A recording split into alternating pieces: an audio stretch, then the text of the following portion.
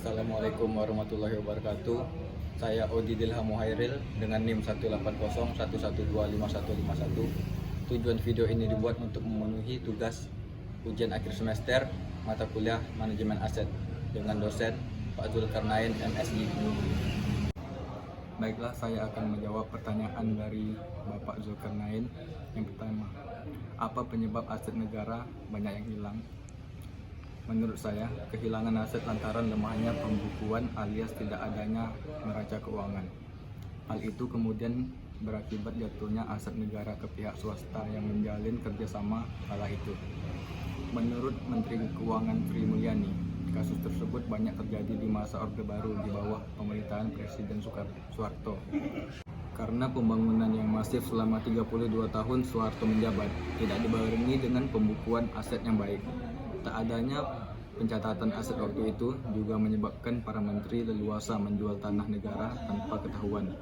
Hal itu disebabkan karena pada masa orde tersebut tidak dilakukannya tahapan manajemen aset yang menurut saya siklus manajemen aset ini sangat berperan penting dalam pemeliharaan aset. Pertanyaan yang kedua yaitu bagaimana solusinya jika masalah tersebut terulang lagi di masa yang akan datang. Menurut saya, solusi agar masalah tersebut tidak terulang kembali, menurut saya seharusnya negara ini harus lebih teliti dan lebih memperhatikan tahapan siklus yang sesuai, yaitu yang pertama harus memiliki perencanaan kebutuhan aset yang tujuannya untuk memberikan informasi mengenai tingkat kebutuhan perusahaan atas aset yang akan dikelola.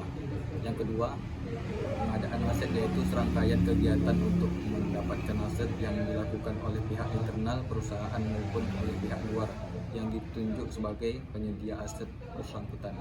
Yang ketiga, inventarisasi aset.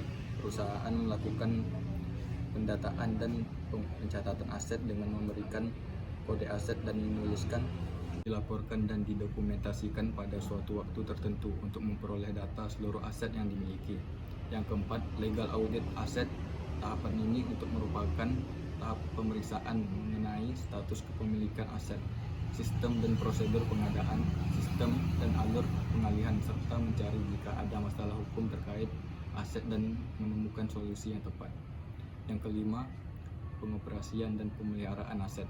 Perusahaan menggunakan aset sesuai fungsinya masing-masing dan melakukan pemeliharaan aset agar dapat berfungsi secara optimal.